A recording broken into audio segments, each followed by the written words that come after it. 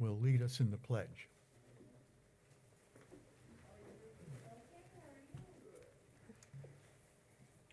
Come on up. There you go. Great. Allegiance to the flag of the United States of America and to the republic for which it stands, one nation under God, indivisible, with liberty and justice for all. Thank you, Avery. Okay.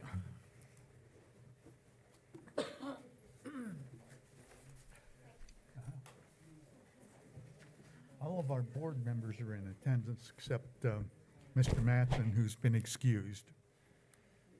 And there are a couple of addendum items which include additional information on the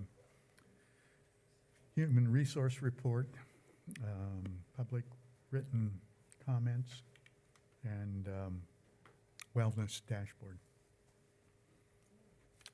I would entertain a motion to approve the agenda with the addenda. Is there a motion? I move that we approve the agenda with the, the agenda with the, as it is amended. Is there a second? I'll second. Any discussion? All those in favor? Aye. Aye.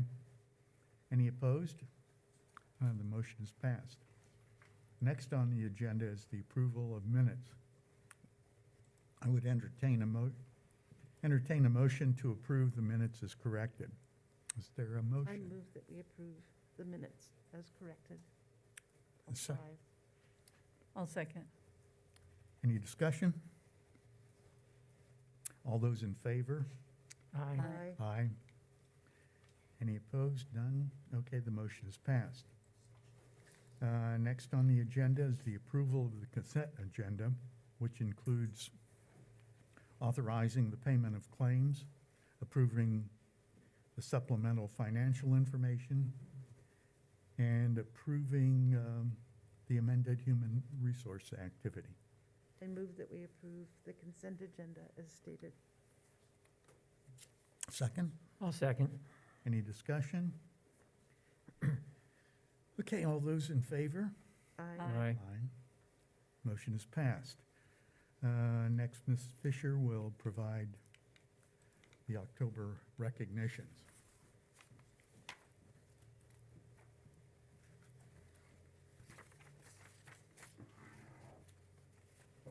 Good evening, trustees, Dr. Helm, Ms. Johnson, and student representatives. Welcome. Tonight we will recognize individuals who, through their endeavors, have supported and embody our district mission, vision, beliefs, and goals to think more, learn more, and be more together. I'm really excited tonight because we have not been able to host recognitions since February is the last time that we did those. So this is a good day. First up is our Cake Awards. Our district believes a safe, supportive, caring, and respectful environment is critical to student learning.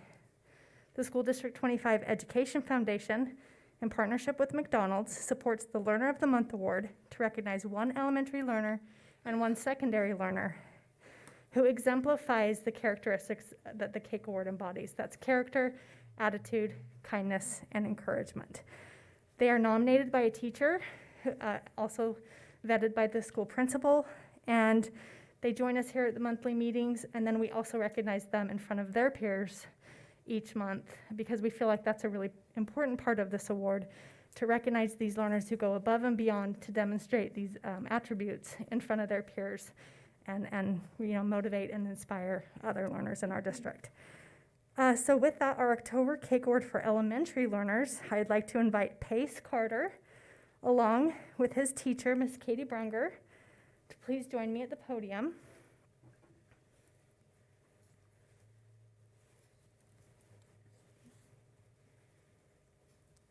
Welcome. Pace is in the 5th grade and attends Tyhee Elementary School. In her nomination letter, Miss Brunger wrote, "Pace is an amazing student. He always comes to school with a good attitude and ready to learn. He works hard each day to follow the rules and listen to his teachers. He is always kind and willing to help others. He strives to do his best every day. He makes sure that he understands everything we are learning, and he's willing to help others if they don't understand it yet. He is friendly to everyone, an excellent student, and a great example for our school. So tonight, Pace, we would like to present you with this certificate, and then we'll also be joining you later this week in your class to recognize you in front of your peers and do a special treat for you and your fellow classmates, okay? Would that be okay? And then in addition to that, you and your teacher will both receive a gift card to McDonald's. McDonald's helps us sponsor this award.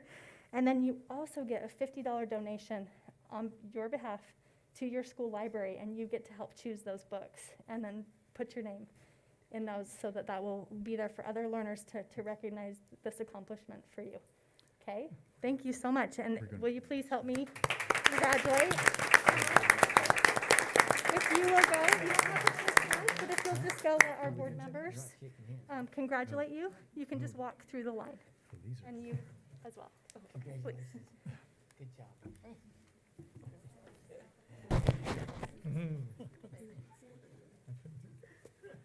Yeah, congratulations, bud. Good luck picking out those books. Thank you.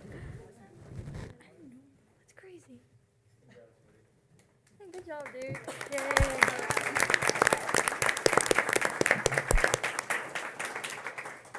Okay, now our secondary learner of the month, I'd like to invite Adri Johnson and her teacher, Mr. Mark Holzer, to join me at the podium, please.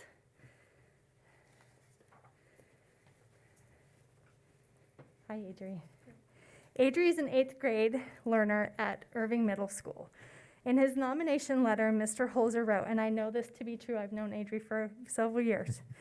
Adri Johnson is a standout student and leader here at Irving Middle School. Academically outstanding, classroom behavior exemplary, athletic ability, top of her class. But the real reason I'm nominating her is because of her respectfulness, kindness, and maturity. Adri's manners are explicit. Never a day goes by where she is not incredibly polite, sincere, and truly interested in your well-being. She treats fellow students with true kindness. She leads by example, no questions asked, no prompt needed, a self-starter all the way. She is a dominant force in the classroom and on the courts in both volleyball and basketball. Her personality is bright, always happy, and makes those around her feel better. She has a bright future ahead because of these fine characteristics that she has mastered at such an early age. I am honored to nominate Adri. We are honored to have her here at Irving. Students like Adri make Irving a special place for students and staff alike. Thank you so much for your exemplary example, for character, attitude, kindness, and encouragement. You also will, in addition to the certificate, you will be recognized with a treat in front of your peers. And you'll also receive a gift card from McDonald's, as well as $50 donated to your school library in your name. So thank you so much. And if you, again, will go present yourself to our board.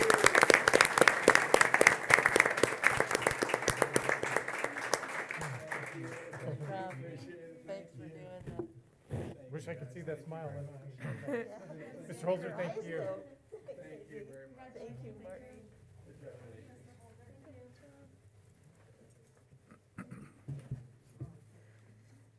Okay, now on to our Employee of the Month award, the PIES Award.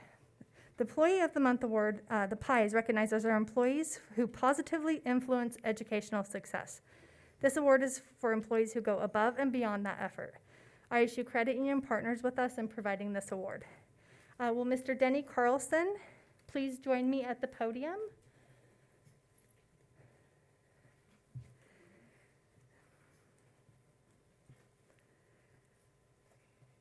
And anybody from Irving who wanted to come up here and congratulate Mr. Carlson, you're welcome to come up where you can find room to stand. Mr. Denny Carlson is the February PIES Award recipient. Mr. Carlson is the custodian at Irving Middle School and was nominated by 2 community members, Ms. Kim Larson and Ms. Chantel Chacon. Are you in attendance tonight, either one of you? She couldn't make it? Okay. Mr. Carlson continually goes above and beyond to support learners at Irving Middle School. I know this because he also won the PIES Award a couple of years ago when I first joined the district. So we know he continually goes above and beyond. Most recently, though, through his quick thinking and responsive efforts, Mr. Carlson ensured the safety and well-being of a learner who was choking at lunch. He truly is a lifesaver. We also had the opportunity to recognize Denny among his colleagues at an Irving staff meeting this morning, where Mrs. Bowie, the principal, described the importance of Denny's ability to create relationships with some of the school's most at-risk learners. He truly is an invaluable member of our district team. Mr. Carlson will be receiving a $50 gift card from ISU Credit Union, and $20 goes to Irving to use as you see fit. And at this time, I would encourage you to approach the board and let them congratulate you for your efforts, and thank you so much for all you do. I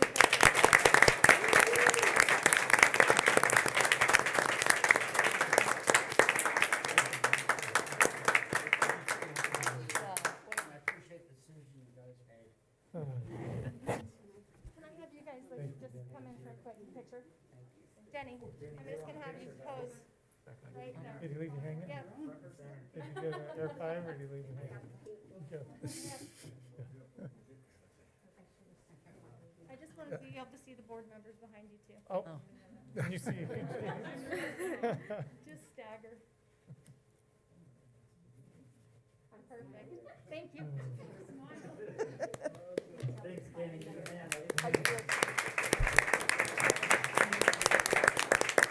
Thank you. That concludes my recognition. Thank you. Okay, next on the agenda is public written comment on items not on the agenda.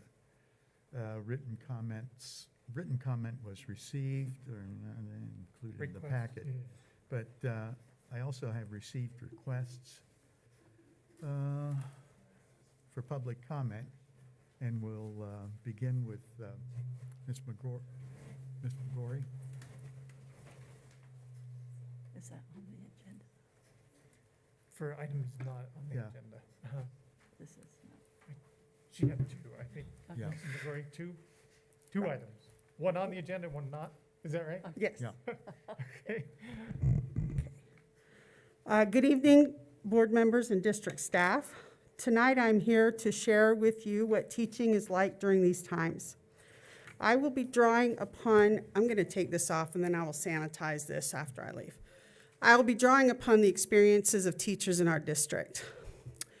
Not only are we teaching our curriculum, we are transforming that curriculum to an online platform as well as adjusting it for students with IEPs and 504 plans. We do this for every subject we teach. We then teach the material and monitor online students. We are sanitizing our classrooms between classes, on our preps, before and after school. We are encouraging our students to eat the free breakfast and lunches, taking temperatures, monitoring kids' health, encouraging personal hygiene, and dispensing Lysol wipes and hand sanitizer. We are worrying about those kids we know are better off in school. We are making house calls and checking in with families and directing them to community programs. Our wonderful school counselors are not only checking in on our students, but also on the staff. We are providing technical support in class and for both students and parents at home. We have parents sitting by students telling them the answers and yelling at the teacher during Google Meets with students and other parents watching. We are monitoring both the students before school as well as the wearing of masks. We are receiving emails at almost every hour of the day. We are losing our prep time to cover classes as we lack enough subs. We are making videos of our lessons and posting them on Classroom. A required daily 3-minute Screencastify video may take up to 10 minutes to create, load, and post for each subject we teach. On top of all of this, we are also expected to prepare our students for state standardized testing and complete our evaluation process. And for those who are experienced teachers, try to comprehend what the state expects of us to be marked distinguished to get compensation that is commensurate with our years of experience or advanced degree. Most teachers are getting an average of 50 minutes uninterrupted planning time. That is 250 minutes a week, or 4 hours and 10 minutes. Within that time, we are supposed to create lessons, make videos, answer emails, document what we are doing on Wednesdays, complete any administrative paperwork, and attend IEP or parent meetings. We are also supposed to grade assignments during this time. A secondary teacher will have an average of 125 students, averaging 3 assignments a week and averaging 1 minute per assignment, which never happens. That is 6 hours and 15 minutes of grading. That puts us already at a deficit of 2 hours and 5 minutes. For elementary teachers, it is almost the same story. If an elementary teacher has 30 kids in a class and grades one assignment for each curriculum taught, math, English, science, social studies, and takes that same 1 minute for each assignment, that is 2 hours a day of grading. On Wednesdays, secondary teachers get an additional 4 hours in which we are working with students in person or online, individually or in groups, answering emails, updating our curriculum, and sanitizing our classrooms. The rest of the day, we have our PLC or PD meetings, still answering phone calls or emails, or working with students. And now some of us have to turn in documentation of what we are doing on this day, as some people in the community perceive this as a day off. I asked my members to keep track of how many hours they worked above contract time in 1 week. I had 85 members respond, and this was a cross-section of elementary, middle school, and secondary teachers. They are teachers from different subjects, and almost every school in the district is represented. The least amount of time spent over contract time was 1.5 hours. The most time spent above contract hour was 48 hours. The average time spent above contract time was 12 hours and 9 minutes. This is all uncompensated time we are spending to keep up with what has been asked of us by the district and the parents, In addition to this, members in this community have told us if a teacher or administrator feels at risk, they have the right to choose employment. We have been called lazy and accused of not teaching and just providing busy work. COVID has been compared to lice, and after all, teachers knew going in what they would be exposed to. Teachers have received rude and belligerent emails and phone calls. Teachers have been likened to grocery store clerks and admonished that if they can keep working, so can we. I won't even go into what I've been called. I can't help but wonder how much of this attitude has been seen and heard by our students. None of us ever thought we would be living and working in a global pandemic. However, educators are not martyrs, nor should we be expected to perform. Can I finish this last paragraph since I'm representing the whole bargaining unit? Thank you. Educators are not martyrs, nor should we be expected to perform more than our job description requires. But because we are dedicated professionals, because for most of us this is a calling, we do go above and beyond because we love our jobs and our students. This is no longer sustainable. We are missing hours each week with our families and our own personal time. Many of us are on medication now for anxiety, depression, and sleep aids. We simply cannot be asked to do one more thing or told we have to do better. We have got to be allowed to start adjusting our workloads to meet the required contract times. We are asking that we get the time, the tools, compensation, and most of all, the respect we require and deserve to fulfill our calling to educate all of our children. Thank you.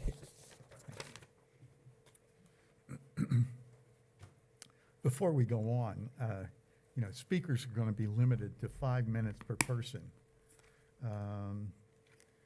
And if they're, well, let's see, I think that's the important thing, and that we maintain some decorum when we do this. Do you want to do this agenda item? This one too? If it's on the agenda, we'll Yeah. wait, Mr. Okay. Kelly. Yeah. Okay, next is a request from Mr. Clausen, Jacob Clausen.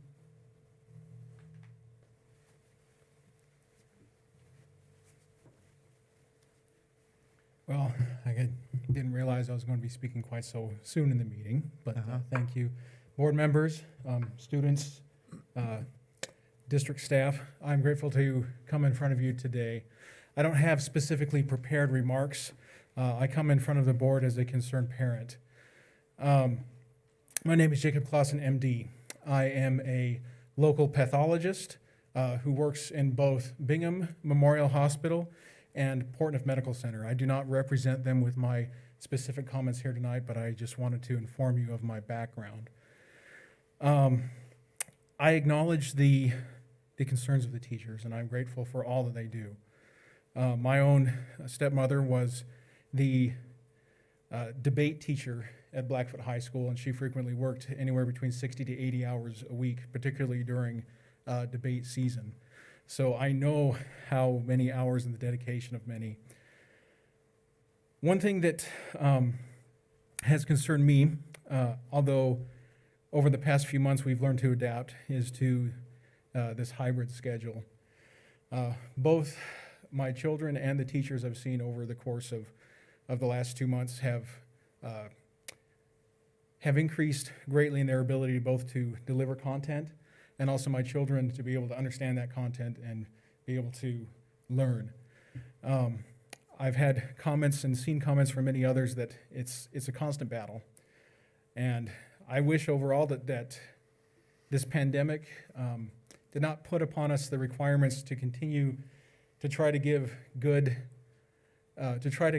good education to our children and asking so much of our community members and our teachers, while at both trying to uphold the responsibility of giving the very best that we have as a society to our children. I believe that is where our future lies and where our particular duty rests. I do realize that there are many things being placed upon our teachers. I also realize that parents sitting next to their students and giving them answers and also arguing in front of the teachers is a very small minority. I actually had one instance this spring when my own preschooler, who's going to Grace Lutheran that time, so it's not here in the district, but was being unruly and running away from the camera, and so I got a little stern with him, but it happened to be in front of the other students. So sometimes I realize that being human, we can't all the time have an Oscar performance in front of the camera. But I feel very strongly that students need to stay in hybrid schedule, particularly at the very least, and going to full-time if at all possible. I realize, and I feel like I'm saying this in front of rising case numbers, or at least sustained heavy case numbers. And so I realize that this is a balancing act, but that's just the way that I feel, and that what I've seen based on the evidence and the disease trends. So again, thank you for your time.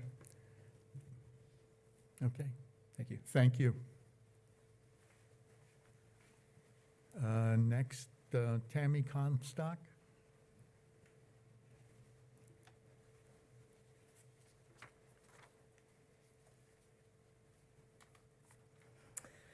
Dear board members and everybody else who is here, I feel a little overwhelmed and underprepared.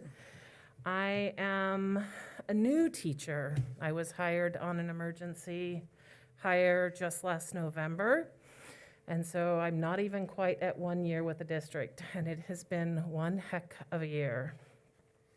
I was previously, though, for 16 years, employed for the district as a paraprofessional, and worked at Irving and Hawthorne and Century for the last 13 years.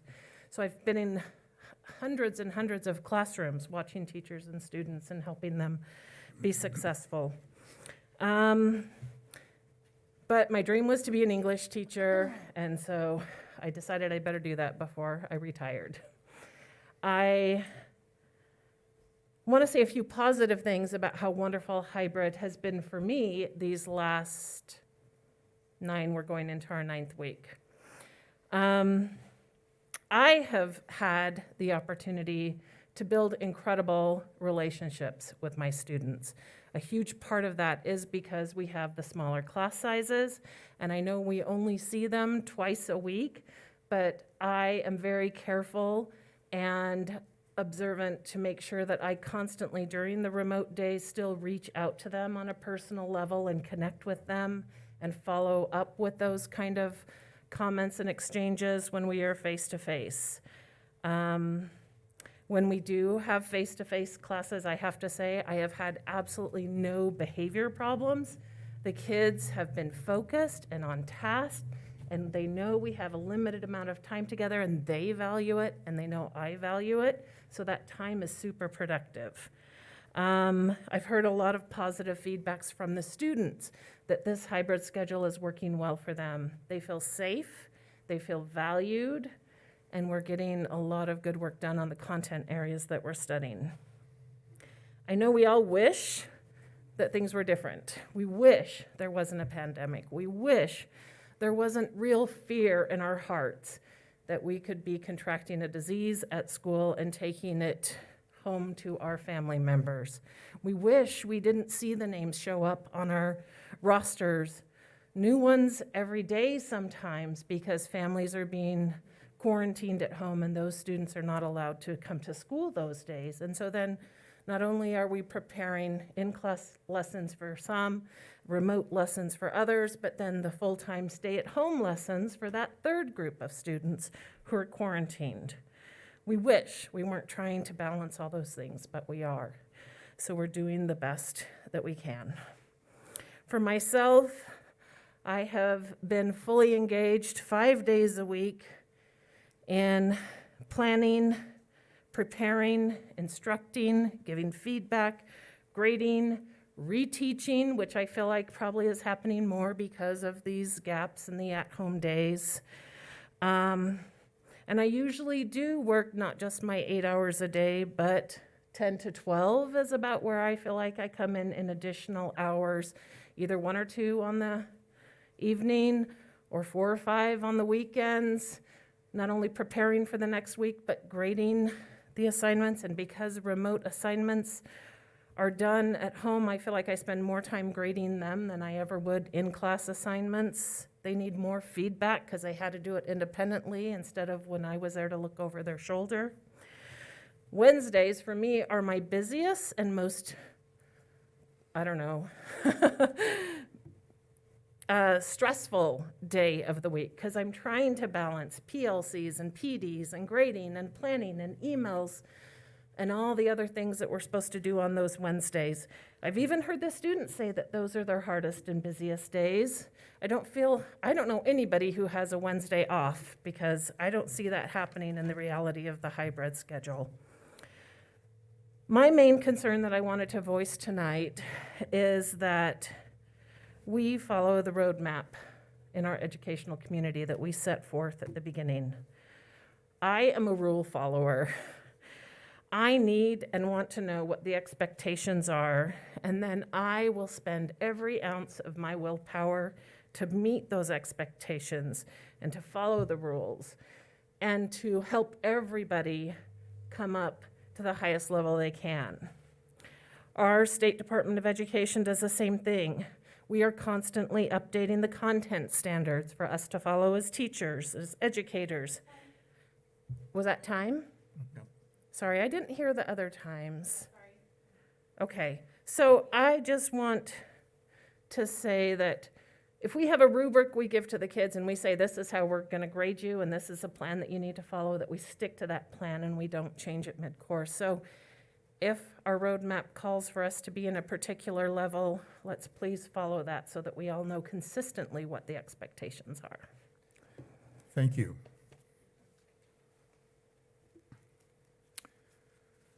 Next is Heidi Preston.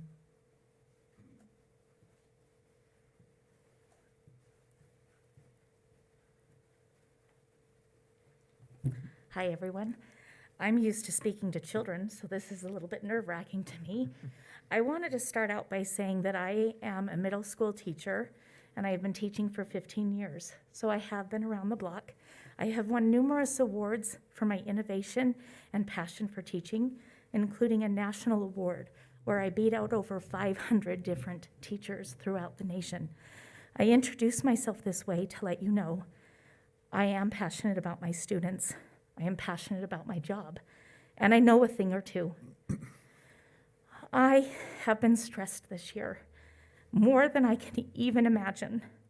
I have been asked to be a full-time in-classroom teacher, a full-time online teacher, And I am also a full-time special education teacher because I teach science, and special education students are not pulled from the science classroom. I do not have a paraprofessional to help me. So I create 27 different modified assignments for those students with individual needs. I wanted to express my hurt from watching one of the former or past board meetings where I was called lazy. I was told that I didn't honor my contract. I was told that I wasn't working hard enough, that I was a failure. I respectfully disagree. I have put in, on a regular basis, over 40 hours past my contract time to provide the needs that my students have, for the needs that my students have. And I am not alone in this endeavor. A fellow coworker was at school until 2 a.m. this weekend, trying to catch up on work. These same teachers are taking on sub positions because there is not enough subs to cover for the teachers who are out. I am worried for my students. I am worried for my fellow teachers. I don't know how much more we have to give. My son, who's younger than my students, I fear is raising himself to the time that I give to this profession. I don't see the numbers of COVID cases being accurately displayed for our community to see. I know of several of my students who are out being quarantined right now. I know of teachers within my building who have tested positive, and yet our numbers represented for the school is still 0. This teacher who was out for COVID was being harassed to come back to work because the health department, the first letter from the health department stated there was a date she could come back, but she was still showing symptoms. So she used her own personal sick days to continue to keep us and the children at our school safe. I'm asking for compassion from parents, from students, and from fellow staff members. I do not enjoy being yelled at parent-teacher conferences for the decisions I have not made, but I have followed. Please keep to the roadmap that you have designed. I am a rule follower too.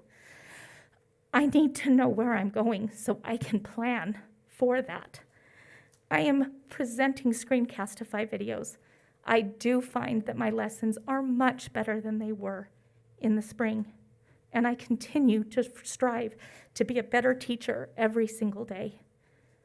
My students are amazing, and I want what's best for them. Thank you for your time. Thank you.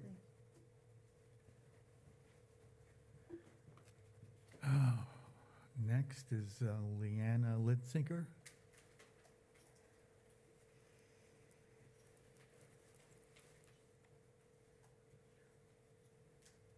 Hi. Thank you for giving us this opportunity to, I guess present our side of the story. I am also a middle school science teacher, and I work at Alameda Middle School. And I guess I wish I could be as confident about what is the right thing to do at this time as some folks proclaim. I'm going to reiterate a lot of what you've already heard this evening. It's a toughie. I think that we get better at it because we just have to get better at it. This teaching during COVID and teaching in the hybrid schedule. I'll say what other folks have already said. You know, we're preparing lessons for in-person and at the same time reaching out to those kiddos who are on the opposite schedule and trying to help students with IEPs. I have wonderful administrators that have made it possible for us to have after-school academies and Wednesday study days, to have the kiddos that come in that are not really doing well in the hybrid schedule. we're all learning as we go, and I would say that we need to give each other grace and assume that we're all doing the best that we can do. I also think that consistency is a really important thing. I am concerned that some students are still not understanding that we are not doing emergency learning as we did last spring, that the efforts that they put forth when they are remote learners are really, really important. And I would ask that we all, I guess, spread the word about that, because it's something that I think a lot of teachers are struggling with. My hope is that in this hybrid schedule, that we grow more self-sufficient learners, and I really do still think that we might do that. Again, students need to know that we are in this perhaps for the long haul, and I would again say that please, I would ask that the board make sure that we're following the guidelines from the health districts. I see it every single day, COVID, a new student in this class. I will tell you that it is totally impossible for me to socially distance in my classroom if I have all students there. They are almost shoulder to shoulder at tables, and they would be a farce to say that we could socially distance if we have all students back. I think that it's important that we work together, teachers, parents, learners, to make it through this as best we can. I try to tell my students, let's not limp across that finish line. We need to walk or sprint across the finish line instead of crawling across it. And again, I think that if we can all get on board with that, that we'll grow more self-sufficient learners and hopefully don't see negative impact from this in a couple of years when our students are going to be taking ISATs. So, thank you. Thank you. All right. Next on the agenda would be the student representative reports, and we'll start with Lexi Robinson from Pocatello High. So Lexi and Olivia are actually, we're not able to make it today, so Okay. me and Gracie are here Okay. to represent Pocatello High School. Oh, good. So do we just start? You certainly Okay, can. sorry, we were last minute. This is kind of scary for us, but thank you for everybody that's here. Can you And- tell us your name? Oh, I'm Shani. Sorry. That's okay. I'm Gracie Baird. Okay. Okay, so for Pocatello High School, in the business program, students have started taking the Microsoft Word certification exam. So far, 13 students have passed the certification, and 22 students are gearing up to take the certification this week. So our drama department is currently rehearsing for the fall performance, Harvey, and that is November 5th to the 11th. Our volleyball team is headed to districts this week. We want to wish them good luck. Our soccer teams have finished their seasons with some great growth and hard work that they learned. State cross country is in Pocatello this year, so good luck cross country runners. And then this Friday, football plays Century, so go Pokey. Student government will be participating in virtual regional conference on Monday, October 26th, 2020, so that should be fun. Okay. Sterling substitutes, I'd say. Good, thank you. Yeah. Century High School is May, Cameron, or Tanner? No. Meg? Okay, good. Board Meg, members? can we have you just Oh, yes. hold that? You can just pull the microphone over. Okay. Board members, Dr. Howell, and visiting patrons, my name is Meg Cameron. I'm the all-student body president at Century High School. Century has been quite busy since we last had the opportunity to report to you guys. Our student body continually amazes in demonstrations of resiliency, grit, and togetherness in such a wild time in the world. We are proud to be part of the generation that makes history, and we appreciate the work that everybody has put into making this as normal as possible. In our arts department, our drama just closed the curtain on their fall play called The Sound of Fear Radio. Many students participated, and while crowd sizes were less than we're accustomed to, more patrons attended than we had expected. By all reports, it was a success in every way, and we are proud of the diversity and wide array of talents roaming the halls at Century High School. Academically, last week we achieved a major accomplishment in that we tested the student body for the SAT and PSAT all on the same day. In all, 698 tests were taken, 294 seniors, 183 juniors, and 221 sophomores. To students like me, it was just another day at school, but we're grateful for the hard work that everybody put into that to making that happen. Athletically, our fall sports are winding to a close and winter sports are preparing to start. The boys soccer team brought home a district championship last week, and they're headed to state this weekend. The volleyball, cross country, and swim teams are all competing in their respective district tournaments this week, so we wish them luck. We play pokey on Friday night in football, so go Century. Finally, our fans and student body were given a real surprise treat when Portneuf Medical Center COO Nate Carter and Dr. Howell gave us our game ball through the helicopter at our football game against Preston. The hospital flew their helicopter to our field, landed on the sea, and gave a very surprised Mrs. Brockett the ball. Most of us have never seen a helicopter so close, and it was a wild display for everyone who had the chance to see it. We're so grateful for the Portneuf Medical Center and to Dr. Howell for the show and their constant support for Century and the student athletes. As you can see, students and faculty at Century are as busy as ever. We are grateful and so appreciative of the endless hours of service on the parts of so many people to help make the best of every day. We know so much happens behind the scenes that we don't get to see. So from the student body at Century High School to you guys, thank you. Thank you, Meg. Connor? Yes, from New Horizon. You bet.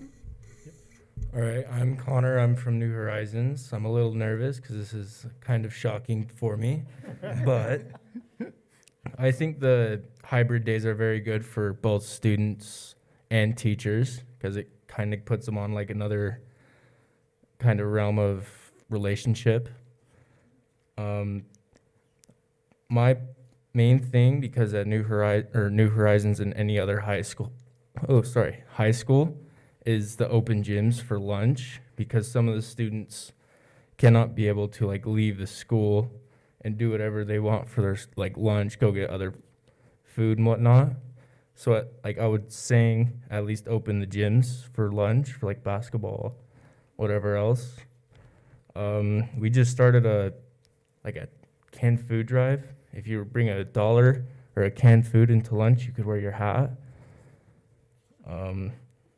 Our relationships with the students and the teachers are, I'd say, pretty well.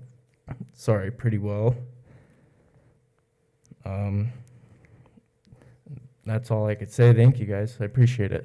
Thank you, Connor. Okay, y'all can stay and enjoy the rest of the meeting, or you're free to pursue other interests. Thank you. Thank you. Thank you. Connor, good going. Thank you. Thanks for being here. Thank you.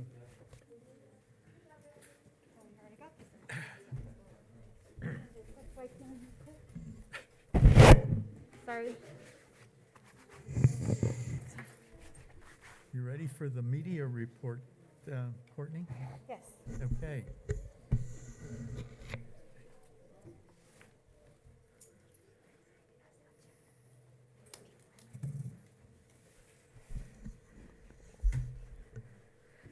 Thank you. So over the past month since our last meeting on September 15th, some of the popular social media posts and other educational news of interest to the public purview, guess what it is? COVID and this pandemic dominates all education news. You will see I sent you dozens of article links and earlier today that are related to my report, and you'll be hard pressed to find a single one that doesn't deal with COVID, the Pocatello High School Indians mascot, or something related to the two. Last month, I started giving you updates on our live streaming because this has been a really great way for our constituents to be involved in our board meetings without having to physically come. On September 15th, the regular board meeting, we had 1,000 views. The September 18th special board meeting, there were 2.7 thousand views. And the October 13th work session, which didn't have quite as controversial items, had 339 views. So you can see the difference there. On social media, we continue to increase Facebook followers. We've got more than 10,000 followers. We've posted 41 times since September 15th.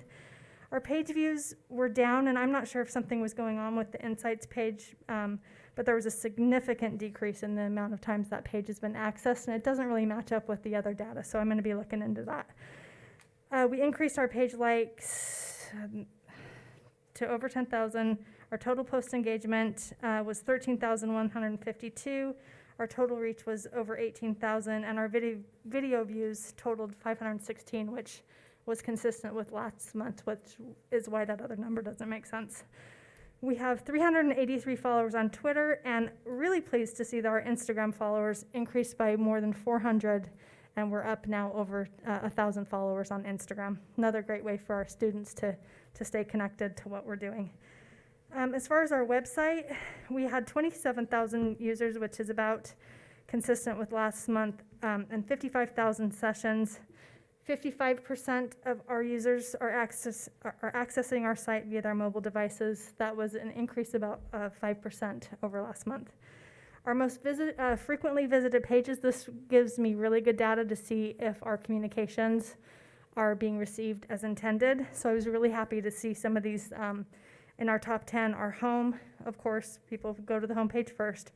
Our weekly case status report, which we started last month, has had nearly 12,000 hits since we started.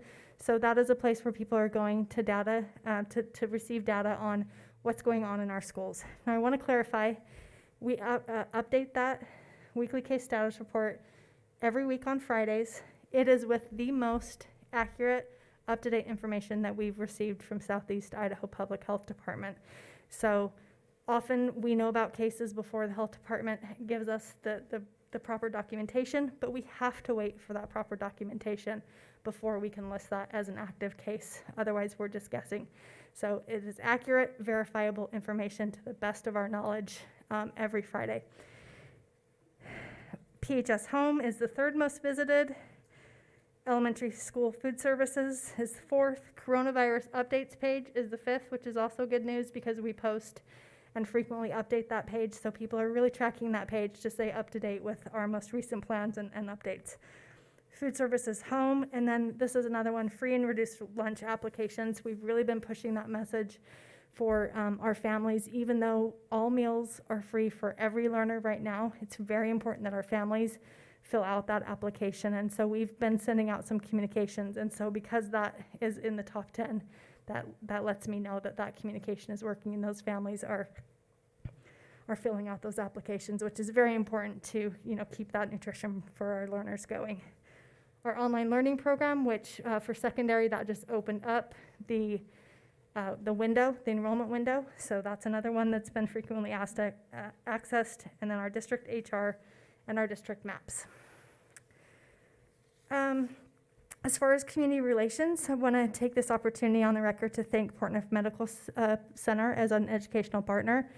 A really positive news story that came out late last week was that Portneuf donated 100,000 masks to us for our use. They're disposable masks. We're using them on buses. We're using them at athletic events.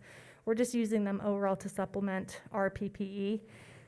So that was a really wonderful donation, and Portneuf continually steps up as our educational partner to do that. And their leadership, we worked in concert with their PR team to get that story out, and so they were very pleased with the coverage as well.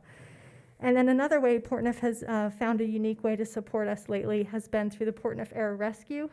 They've delivered 2 game balls to our activities, which has been a really unique and fun. We all need a little bit of fun right now. and a little bit of excitement. So Dr. Howell got to ride in the chopper for the Century Preston game, touchdown at midfield, and they delivered the game ball to Principal Brockett and Athletic Director Mark Pixton and the coach. And then they also came in last Thursday to deliver the game ball to the Highland High School girls soccer, which was unique, over at Hawthorne Field. Landed and delivered the ball to Coach Corby Vaughn and her team, and as well as Travis Bell, the athletic director. So just really kind of a cool, unique way to, give us all a little bit of levity right now. And Highland did win that game, and it was the district championship game. Also in my report, I wanted to update you on the food bank food fight that we participated in last month. We participated from October 1st through the 16th. They sectioned it into elementary schools and secondary schools, as well as the education center. And the education center was responsible for donating cans of corn. We contributed 1,200 cans of corn to that endeavor. And then between our elementaries and our secondary schools, they donated nearly 3,300 packets of gravy. So that will go a long way. In addition to some other miscellaneous contributions, we donated 12 turkeys, and the Idaho Food Bank publicly thanked us on both Core 104 and KZBQ last week, so that was a great partnership for us. Driver Appreciation Week is this week, and so we took some treats back to the Transportation Department this morning to celebrate our drivers and thank them for, I'm going to borrow a line from Dr. Howell, for keeping us all on schedule through our district, because they run the show. And so that was really fun to be able to go back there and, have fellowship with them and thank them for all they do for our district.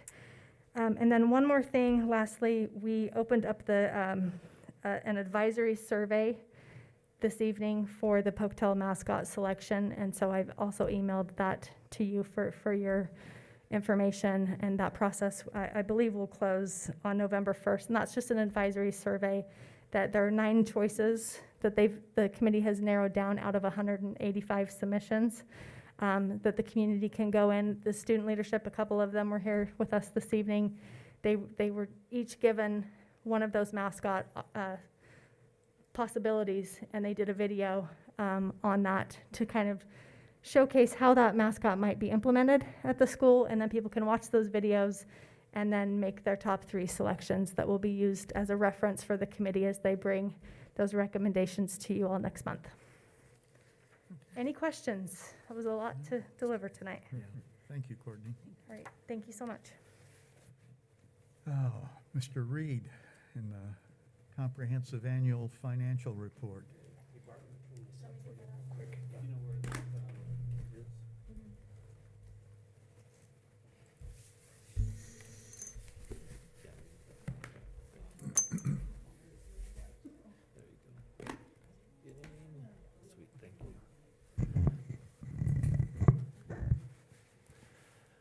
Well, thank you, Chairman Madsen, or Vitale, sorry about that, and board members, Superintendent Howell. I wish that I could just deliver this via helicopter. That would be probably the most exciting thing of what I might say this evening, so anyway. I'd like to see that. Yeah, I would too, Well, it's my pleasure to present to you the Comprehensive Annual Financial Report for fiscal year 2020. As you know, it requires a tremendous amount of work for us to get this almost 150-page document now in compliance with all the various accounting regulations and in accordance with some of the financial reporting that we do, but we have done that for another year. I know most of you have been through this more than one time, so in lieu of time, I'll try to go through this as quickly as possible. You know that it's separated into 4 different sections: the introductory, financial, statistical, and single audit section. And I'm just going to touch briefly on a couple of those different sections there.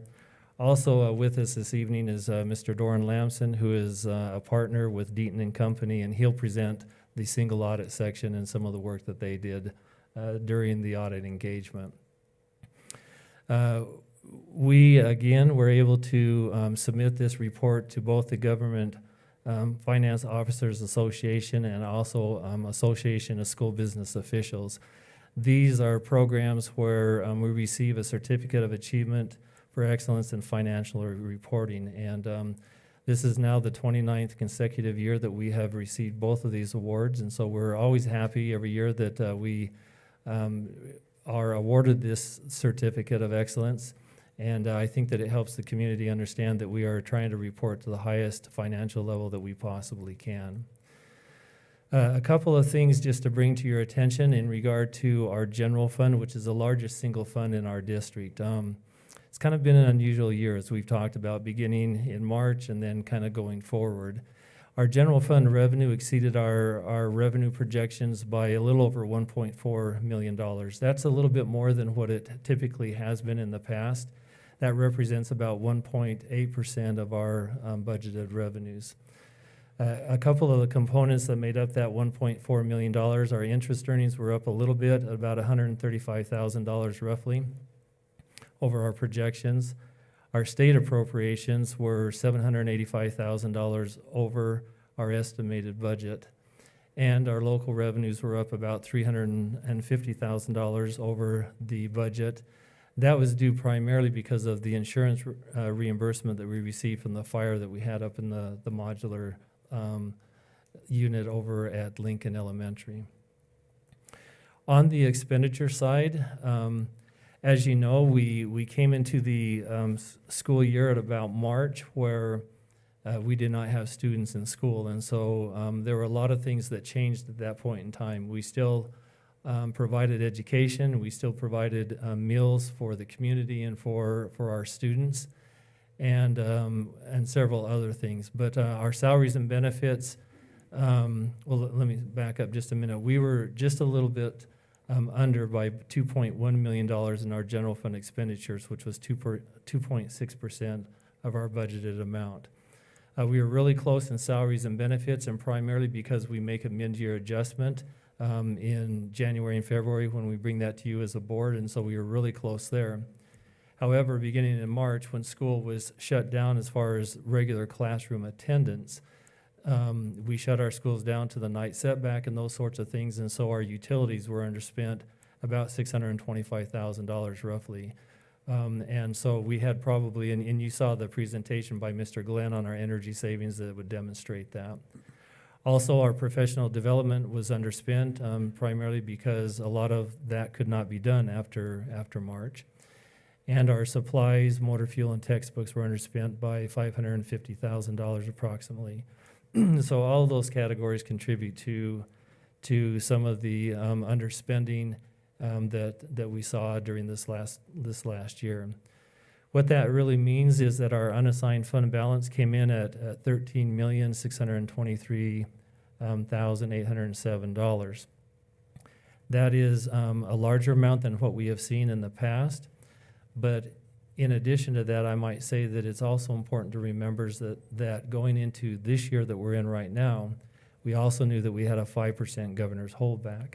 And so that was roughly about $1.6 million, I want to say, of that governor's holdback that we knew that would come from this unassigned fund balance there. Although that's a large number, overall that only represents just a little over 2 months of operations, 63 days. If total funding ceased, we would only be able to operate a little over 2 months in operations in order to meet our bills and make our payments. This next slide here that you see is just a kind of a general review of all of our fund balances. The one that I just spoke to you in regard to the general fund, that unreserved unassigned fund balance of $13,623,000 shows up there in the green area. If you go down to some of the other sections right there, you'll see under the assigned fund balance, $8.9 million roughly there. That is the Pocatello High School fund balance that we have reserved for Phase 2 addition of a current construction project that we have right now. You've seen these before. This is just kind of a snapshot of how our revenues look by way of overall percentage. You can see that the majority of our revenue comes in from the state, about 73%. The next highest portion of that is our local property taxes, which we have two levies, which is our school plant facility levy and our supplemental levy, which has now been fixed at that $9.25 million for the last 6 years. And that will be upcoming for our March election here for the next fiscal year as well. Federal assistance is about 9%. On the expenditure side, by way of instructional categories, you can see about 64% of our funds go for direct instruction in the classroom. I should say in the classroom or online, as we are doing right now.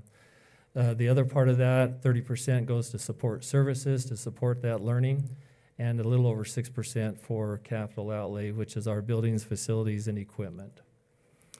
This just shows you the same expenditures for all funds, but by object or by specific category. So salaries and benefits contribute about 80.65% of the overall budget for all funds.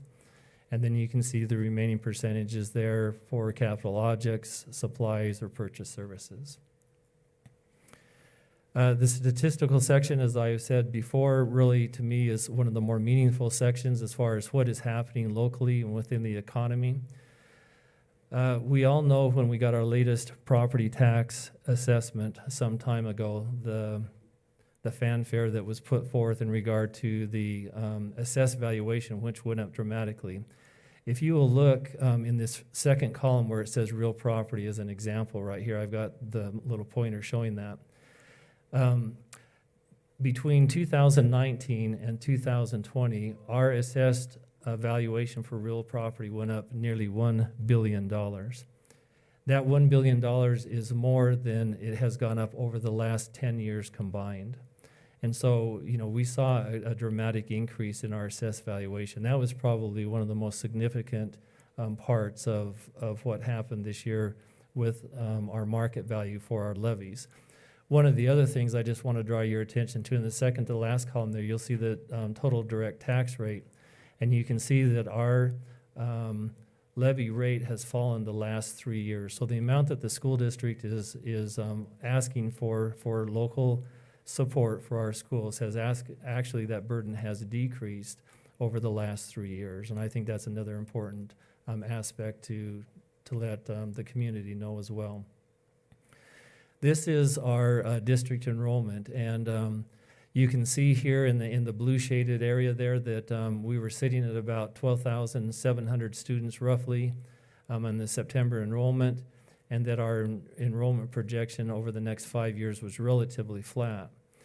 A new statistic, if you will, that has that we've been very concerned about here since COVID-19 and everything that we were going through. Mr. Smart and I looked today just before this meeting to see what our enrollment was, and we are down 601 students from last year at the same point in time. And so that is a significant challenge and a significant concern that we have in regard to our overall financing, because our money coming from the state is based upon enrollment. And at that number right there, if that were to hold true through the end of the year, we would fall for the first time in probably 20 plus years, we would fall under that 3% protection from the state, and we have not been in that position for a considerable time. That would mean roughly $1.7 million loss of revenue that would have to be made up because our budget has already been set for this year out of our fund balance. So just be mindful of that if you would. This is a demographic and economic statistics. It just shows our population really has increased maybe around 700 individuals in Bannock County. The last one is another significant indicator, and that is that this year, or last year at this time, our unemployment rate was 2.7%, and it jumped to, by the end of June, to 5.1%.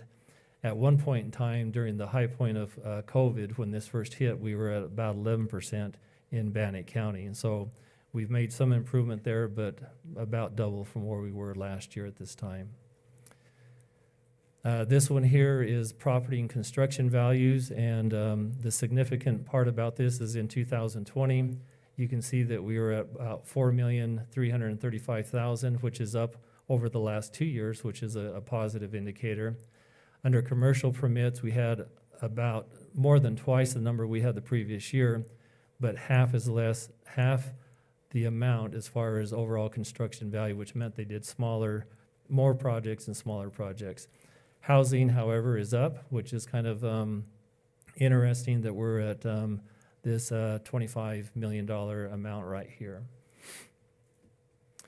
Lastly, I just want to, and I always like to end with this slide right here because I think it demonstrates our staff that we have in our district. We have nearly 700 teachers in our district overall. You can see the various degrees that we have from bachelor's all the way up to a doctorate, ed specialist type of a degree. If you look at years of experience, you can see here that we have between the first 9 years, we have just about, not quite, well, what is that, 51%? I guess it is 51% of our staff are now less than 9 years. So that has shifted quite a bit over the last 20 years. But if you look here in this last little section here, 53% of our staff have a BA plus 36 or higher education. So we have a very highly qualified staff that are meeting in the classroom with our students. And with that, we just would like to thank everyone in our community who has supported the Pocatello Chubbuck School District and supports education in any way, shape, or form. And with that, unless you have any questions of me, I'm going to turn the remainder of this time over to Mr. Lamson to talk about his audit and his findings and his opinion. So, Doran, thank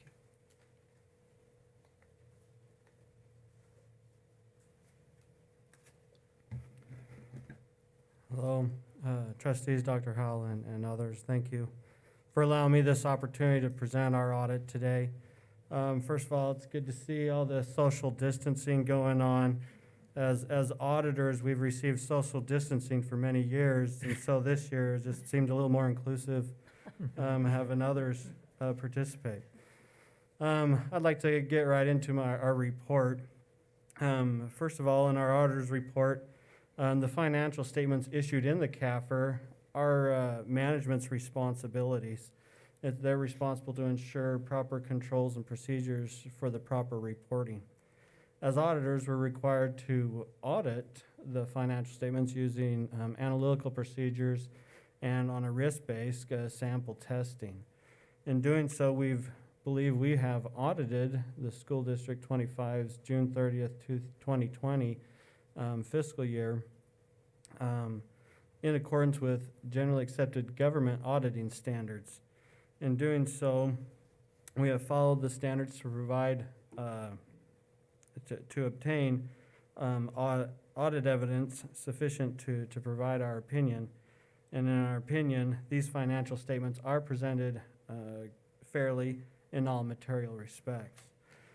Because of the school district was subject to government auditing standards, we're also required to provide a report, not an opinion, but a report on compliance and internal controls, of which we do not provide an opinion, but we do disclose if we run into any issues of non-compliance or significant or material lack of internal controls, of which we have none to report at this time.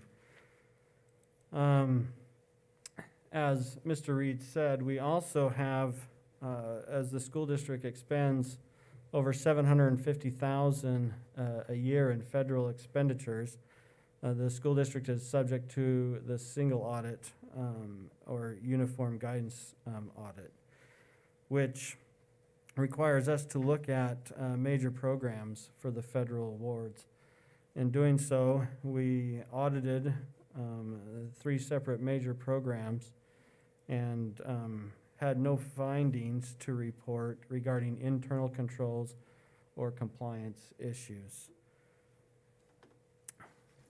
That being said, I do want to end by telling you how much we do appreciate staff and Dr. Howell and others and all the support that we do receive. I joke and jest about the social distancing, but we really do receive great assistance in performing the audit of the school district, and we thank you all for that and the others. Thank you. Thank you, Mr. Lamson. Okay, now, Mr. Orr, we'll hear from you on curriculum and instruction and school safety.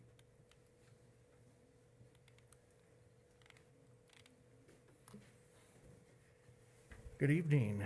I'd like to provide a brief professional development update for you this evening, talk about some of the activities that our staff has been engaged in since this summer, really.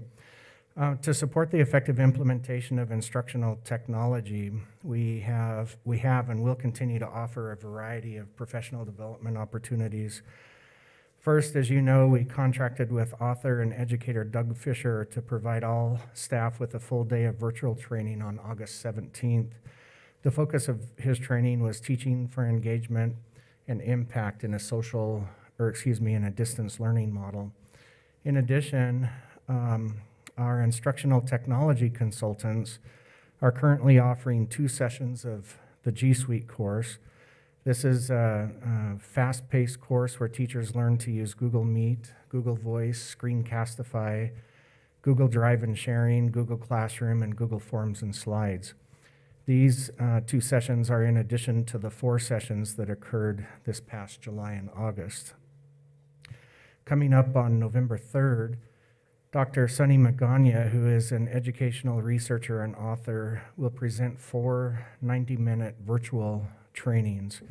The purpose of the training is to introduce our staff to an instructional technology framework that clarifies the critical shifts on how classroom teachers can better use their existing educational technologies to specifically enhance making students' thinking and learning visible to their teachers, themselves, and their classmates.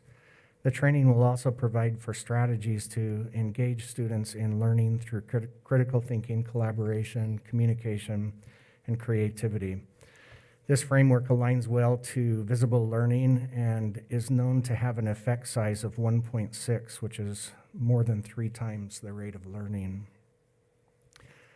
Also, to support wellness during these difficult times, we contracted with Karen Donaldson from Excel Weight Loss to make available optional learning videos for staff members. Examples of topics included how to stay calm in a crazy world, calming down the stress response, decreasing stress and tension, among others. In addition to these optional learning videos, we're offering a 1-credit course for staff members titled How to Stay Calm in a Chaotic World.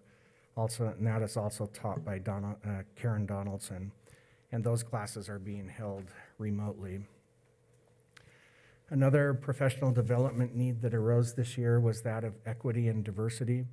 Pocatello High School teacher Caitlin Pankow provided all staff with a 90-minute virtual training on creating equitable systems for all students. As a follow-up, she is teaching a course in which participants take a deep dive into understanding equity, investigating how bias impacts conditions of teaching and learning, and ways in which staff can improve school culture so that every student has the opportunity to succeed. In addition to that, all of our new teachers are involved in classroom management and new teacher training with our elementary and secondary new teacher consultants. Also, various teachers in leadership roles, including elementary STEM coaches, secondary instructional technology coaches, and secondary visible learning coaches, are provided with leadership training to support their building level roles. And finally, we're continuing to provide all staff members with the opportunity to participate in instruction camps, which is an optional after-school opportunity for collaboration. And one thing that's pretty exciting this year is currently ISU is offering this credit as well as the G Suite courses to teachers free of charge to support educators during COVID. And so we're really appreciative of that. Last year, over 300 staff members attended one or more instruction camps. So That's just kind of a brief rundown of professional development opportunities up to this point in the school year. Thank you. My next item is several items are policy revisions. You have included in your packet policy 6302, advanced opportunities. And this proposed change removes the challenge course section. Challenge tests haven't been used in a number of years within the school district, and so we're proposing eliminating that from the policy, and you'll be asked to hear that policy on first reading later this evening. Following that is policy 8203, graduation requirements, which you see several times a year typically. The proposed change to the policy allows learners to meet the civics requirement by demonstrating proficiency through passing their U.S. history and U.S. government courses or by taking the civics test. And you'll be asked to hear that policy on first reading later this evening also. And then finally, you have two policies in your packet that are being recommended for deletion. Policy 8107, admission and attendance, AIDS-infected students, and policy 8602, supplementary curriculum. Both policies are antiquated and may present legal challenges if left in place. So you'll be asked to hear both of those policies on first reading for deletion later this evening. Okay, thank you. Thank you.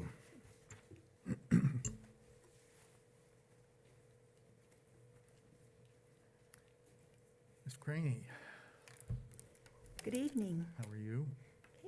I'm good. Good. So Head Start update.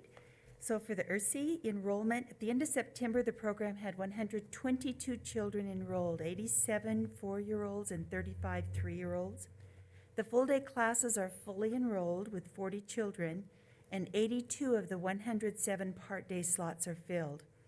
5 children did withdraw from the program, 2 families moved out of the service area, and 3 families decided it was too much effort to send children to school during COVID-19. The program is continuing to recruit and take applications. And just as a reminder, our full-day students attend in person 4 days a week with virtual 1 day, and they have 10 students in the classes. Part-day students attend 2 days in person and 1 day virtual, and then they have 10 students in the class.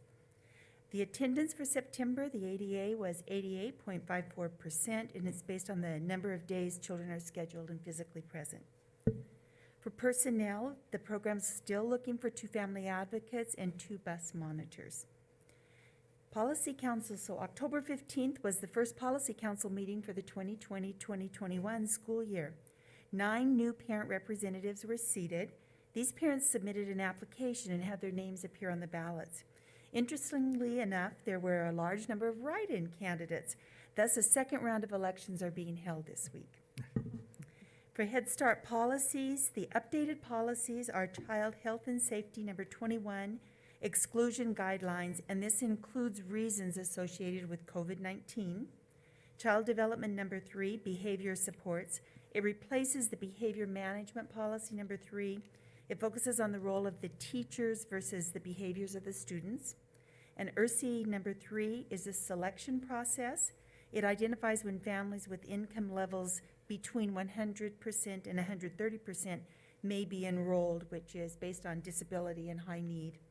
And ERSI number 4, enrollment, re-enrollment, includes revised enrollment file review processes, an option to retain a child for a 3rd year, and a choice of program options and designated wait lists, and implementations of mixed ages classrooms.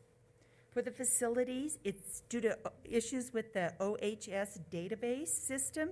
Submission of the facilities application has been delayed, should be by the end of the month though, and anticipated new date is October 30th. So we can hardly wait for that one to get in. So there's our, any questions on Head Start? No, thank you.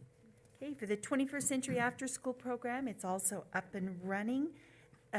5 centers are started on the 28th and 2 more on the 5th, and that was due, the later start was due to finding people to, finding applicants and finding candidates for those positions in those buildings. There's 20 learners maximum per site this year. They are nearly fully enrolled, which is really good news at all of the sites, and Tyhe and Lewis and Clark even have wait lists established already. The attendance, there's leeway with the attendance. It's usually something we have to monitor very, very closely and be sure that we're enrolling an appropriate number, and there has been leeway granted for this year. There's a virtual Lights On this week. It's September 22nd. They'll be doing a STEM activity, and it's going to be sent home with the students, so they'll be doing it virtually. And then the food backpacks, so that also started this month. We have 816 food backpacks allotted to our school district, and it looks like a couple of schools are still getting their applications in, and we'll be giving you an update at the next board meeting on how many were distributed during the month. Thank you. Thank you. Next on the agenda is Superintendent Howell report on early graduation requests. Thank you, Requests. Mr. Vitale, pinch hitting tonight. So we have 3 early grad requests coming from Pocatello High School, and I'm confident that between administrators and counselors that they've made their pitch to these young people to stay in school and take advantage of advanced opportunities monies, but for whatever reason, I guess they've chosen to pursue an early grad request for you tonight. So we're recommending those be approved. And if I may, I'll just jump into the other item, and that is proposed camp request. We've received one Pocatello High School baseball camp from Coach Vinny over there, and he is put together all of the expenses and revenues, and so that is also for you tonight to consider, and we would recommend that be approved. A question on the early graduations. There was one from Century. Did that go away? No, there was one work-related. One, oh, is it addendum? Maybe? No, it was on our top. Okay, I just picked up the sheet. So add that one and with. It's in here. Okay, all right. I just picked this up from Ms. Wilkes earlier, so I didn't have the updated version. I was looking at an older one. So, Okay. yep, if you'll add that one to the list as well. Great. Good. Thank you. Thank you. Mr. Reed, Business Operations. All right, my remarks will be really brief. We've seen you a lot tonight. What's that? We've seen you a lot. Yes, you have seen me too much, that's for sure. All right, Idaho General Fund Revenue Report, Mrs. Craner's favorite thing. It's been good. It has been good. The first quarter, which is the first 3 months from the state of Idaho, has reported gains in all 3 of those months. And for the quarter end, year to date, they're sitting at about $103 million plus. If you would have asked me that, I would have bet you $1 million that would have never been the case going into what we're doing. But it is what it is. So right now, and this is really almost unheard of, we're 10.2% ahead of our state revenue budget projections. So that's good news. I mean, there's no other way to say that. I just hope that it continues over the next 6 months, and we'll see what happens when we get into January, which is when the legislature will reconvene, and I'm sure that they'll relook at this budget. And so much of this is dependent upon what we receive the following year for funding for education. So we'll watch that very closely. I hope they keep education at the top of the list and not tax cuts. Yes. All right, the next item is our free and reduced lunch percentages, and we are sitting at about 44% overall. I just want to prepare you for next month. The month of October, this is September's data. The month of October is when all of the applications, if you have not renewed your free and reduced lunch application, and I hope that parents are listening as they may tune into this, all students under applications fall off in the month of October unless they renew the application. We know going into this next month that that percentage fell from 44% free and reduced to 32%. So that is very significant. And while the waiver is in place for free meals through September, or through the end of the school year. December, Mr. Reed? December. No, it's actually been extended through September of 2021. Oh, Okay. wow. Yes. It was initially to December, and then the federal government extended that to September, and we've already put in our application to be in that, to qualify for that. That will go through to the end of this school year, through the summer, up to September of next year. However, those families or parents who do not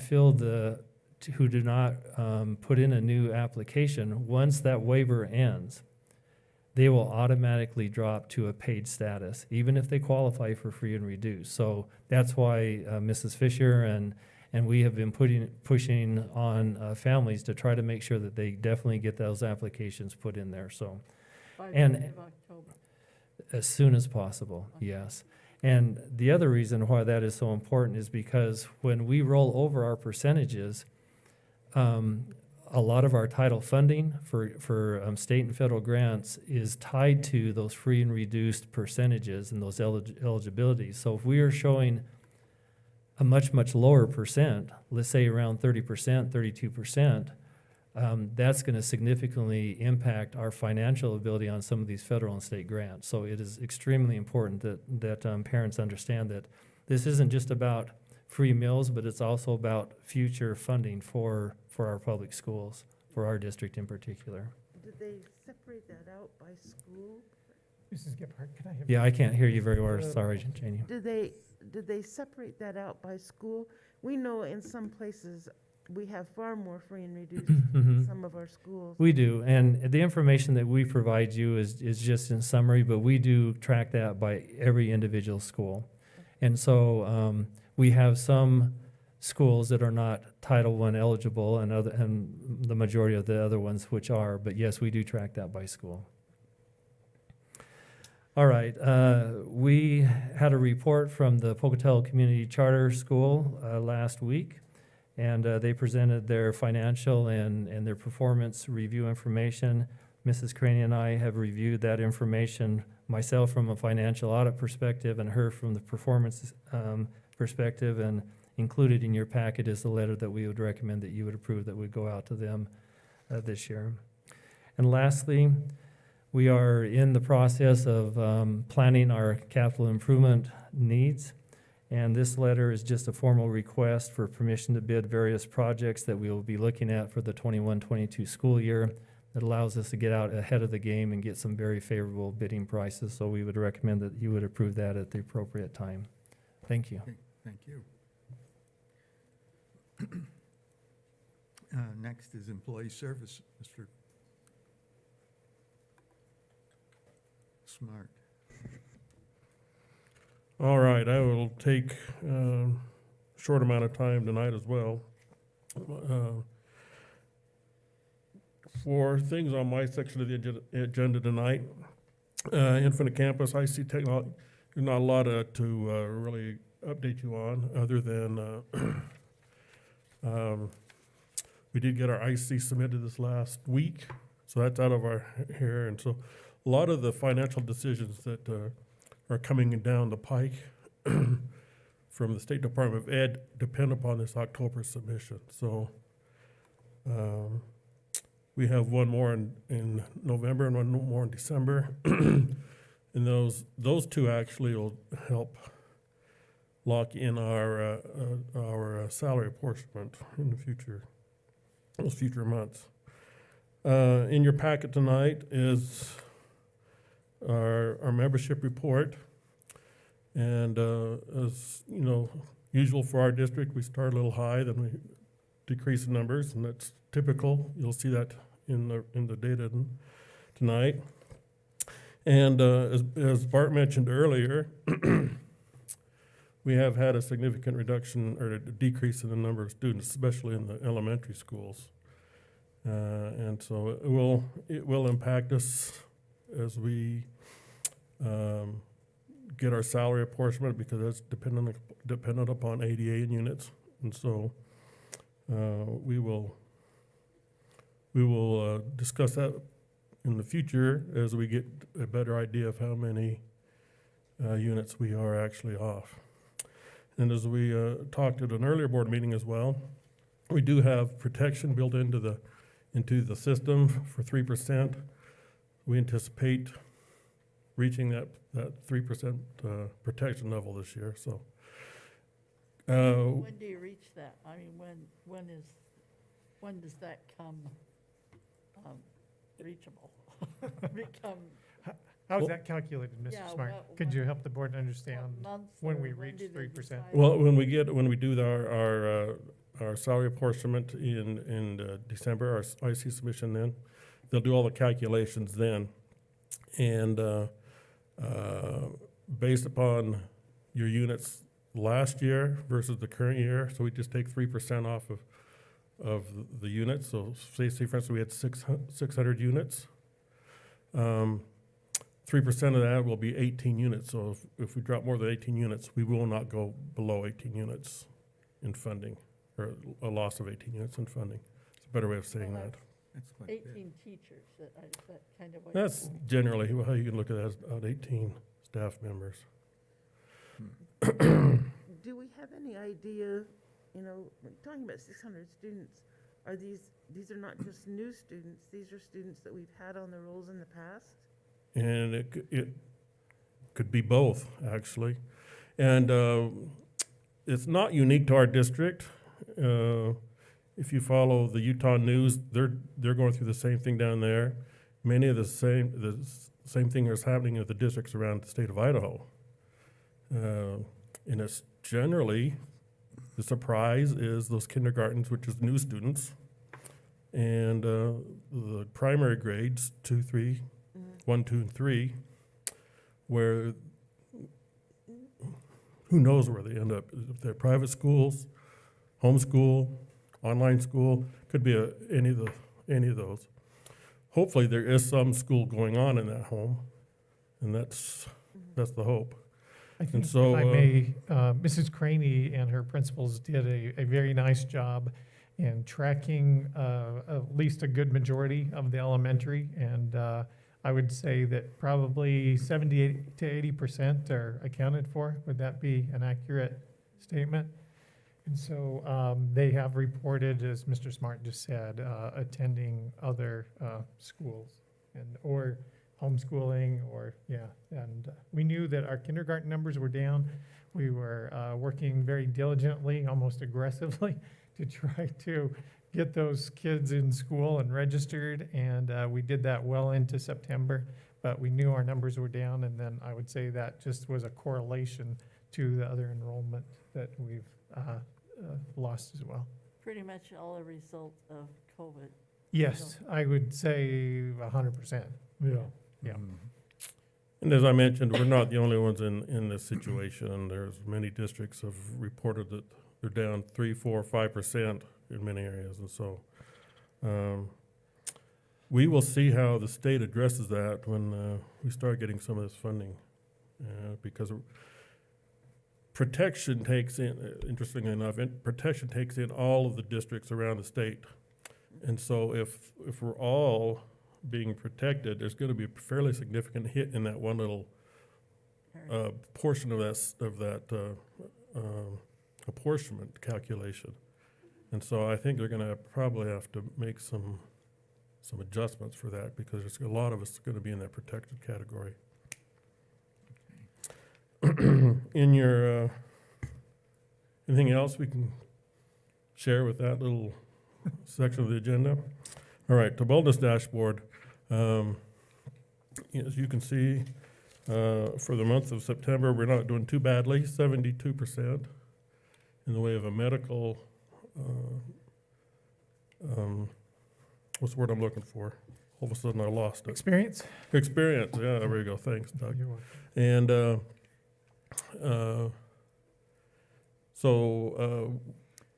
generally, you know, September we'll see a carryover from the summer, and this is a little bit of a surprise to us to see the 72% there. Of course, the level we're shooting for is 80%. And then the last portion of my agenda tonight is the Lockton Stewardship Report. They share this with us every year. and to let the board know that they are doing their due diligence and working on our behalf. And I don't want to go through this thing in great detail, but there's just a couple of things I need to point out. And they talk about the medical renewal this last year. And we were able to get it down to 2.7%, which was, part of that was based on our wellness credits, of course, but they also worked with our carriers to make sure that they had sharpened their pencils and did the best that they could. On page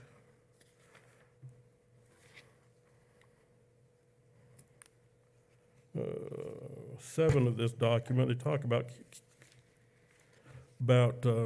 their accomplishments and what they have done for us over the year. And we rely upon Lockton and their expertise in a lot of areas, especially with medical renewals, and they have resources that would cost far and above what we're giving Lockton if we were to go out and get them on the free market. But they do review all of our plans, and on page 7, there is an acronym there, SBC. You probably say, what in the world is an SBC? Summary of benefits and coverage. Is that what that stands for? So they review all of our documents to make sure that they're kosher. As I mentioned, we rely on their expertise in many, many things. The latest happened to be with them was they helped us navigate the rebate we got from Pacific Source for the medical loss ratio, and they utilized their legal team to try to help us out with what's going on with that, and so we rely on them a lot for those sorts of issues. And the last thing I'd like to, oh, sorry. Mr. Smart, I had one question, and it's on your 10-year overview plan in your report, that historical medical program overview. You know, and as I was reading through this, I saw when we had Regents Blue Shield, and I think it's the second one down, how they increased our deductible to $1,500, blah, blah, blah, you know, that one. Mm-hmm. And then we changed to Pacific Source in 2015-16, but, and then we changed from Pacific Source Drug to Idaho Drug List. That's just for drugs, right? That was just for drugs. But then when I looked at 2017-18, I saw that their deductible, teachers, well, everybody's deductible, I guess, went from $1,500 to $1,700, and their co-pays went from $35 to $50, and then they added a separate $250 deductible for brand drugs. So I was just concerned why that big jump there. Was that just the year it was in? Well, you have to look at the next column over. Yeah? The initial renewal. And Was it 16? 16%. And because of our experiences for that particular year, we were looking at a 16, I think it would, one time we'd heard it's even going to be 20% plus, but when they really gave it to us, it was 16%. And so what we had to do was make some adjustments to that plan to make it fit within the budget for that particular year. Okay, I think I remember that year, you know, that I just was comparing all that. And so that would be basically because of the costs we incurred that year, or That's exactly it. And we do this weighing every year. How much can we afford in benefit versus what do we have to do to adjustments to that benefit to make it affordable? Okay. And that year happened to be a pretty good increase, so we had to take some fairly significant adjustments on our plan. I do think I remember that. Okay, thank you. And, you can read through this, but there's other parts of this document that talk about the EAP, our Employee Assistance Plan. And we've talked a lot over the last several months about stress in the workplace. And so utilization of our EAP is going to be very important, and availability to is going to be important to our teachers and our staff. So we have worked with Stephen Fletcher and Rocky Mountain EAP to provide the best service that we can. And if there's additional needs above that, even our medical plan has some options for some mental health wellness opportunities. But anyway, they do help us through all those little mazes that we have to go through to make sure we're getting the best benefit for our employees. So unless you have other questions or comments, that concludes my report tonight. Do we know how much use that EAP program's getting? I haven't seen a report for the last several months. They give us a report just about November, December every year. Uh-huh. But what we do know is that we've had an uptick in use. Okay. Just how much, I couldn't tell you, but I do know we've had an uptick in utilization. Yeah, good. Okay, thanks. Thank you. Okay. Human Resources. I think we're good there. It was all on the consent agenda, Mr. Vitale. Okay. Yep. And what else do we have? Superintendent report. So I'm up. Attendance. Okay, it looks like quite a number of items, but a majority of them we talked about last week in work session in more depth. So I will probably roll through some of these. You can see first up on your calendar is today's meeting, of course, and then instructional technology coming up next week on the 28th. On November 2nd, instructional models. We've scheduled that a little bit later. And so as we talked about in our previous meeting with regard to the schedule of traditional, modified, traditional, hybrid, and remote, we'll pick up that discussion again because we're scheduled to get through first trimester under the current plan or models. So we'll ask the board to be here that evening and take that up again for the coming months and talk about timelines and so forth.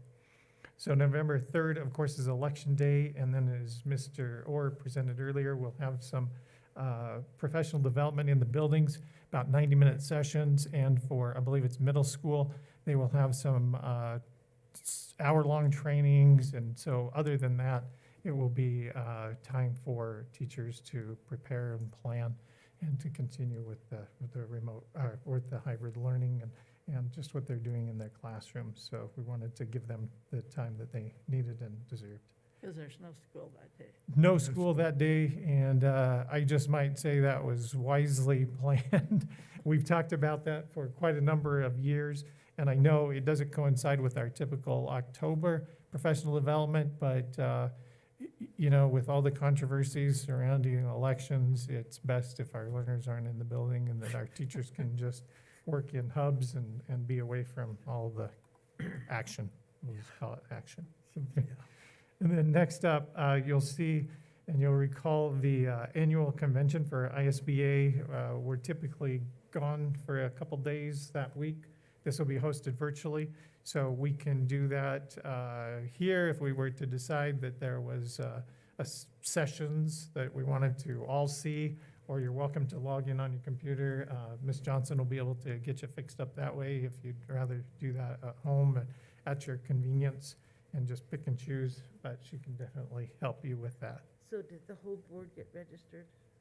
Yes, we did. And I think for the business meeting, however, it would be best if we all came together and then cast the votes as we normally would in person. I'll take that. They have a link that you can do a quick training on casting the votes, and if you want, I can just take that training and be there to. Good. Right? I think that'd be wonderful. Yeah. Okay, and then you'll. Didn't they say something that we had to be there? I think you have to have at least one delegate to vote. Just one? Uh-huh, Okay. yeah, yep. And so we've seen that even in the in-person meetings. Sometimes districts will only have one representative there, but the votes could be cast based upon the number of board members and how you could split the votes if you so chose, but that would still be an option even in this meeting virtually. Local issues on the 13th, regular board meeting on the 17th. Did I just jump? Yeah, the 10th. I think the possible work session on the 10th. So again, we would normally be traveling that day, as in years past.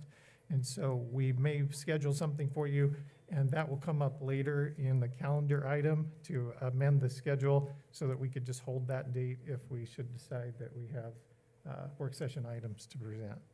And then didn't we get a notice about a student hearing on the 11th? Yeah, that one didn't get added to the calendar until later this afternoon, so it's not on there, but yes. And was that the 11th? For November 4th. November I 4th? Yeah, it was the day after the election. Uh-huh. Okay, that's the day, okay. Okay, regular board meeting, and then SIP committee, that takes us out to November 18th, and then district curriculum on the 20th, and then Thanksgiving break, Wednesday, Thursday, and Friday, that last week of November. So that is the board calendar for you. Policy cleanup and revisions, rather than take you through those, these are not substantive? There you go. With the mask and the dry mouth, I can't seem to say that word. But this is due to Ms. Johnson's perseverance in a conversion from the Word PDF document into board docs. So she was able to find a number of these policies, and I think Mr. Orr had some earlier as well. And so, again, those are all just cleanup, and if you should have any questions on those as they are presented for second reading, or if you have any tonight, I'd be happy to answer those for you. Okay, next up is the proposed CARES budget, and as I presented this last week, you see a number of monies that have come in from the federal government and some via the federal government through the state. And we have made a couple of adjustments, not necessarily in the budget itself, but into how the proposed stipends would be paid. As I mentioned last time, we would recommend that these be paid in one-time payments. Mr. Smart mentioned that we could do that through a separate check.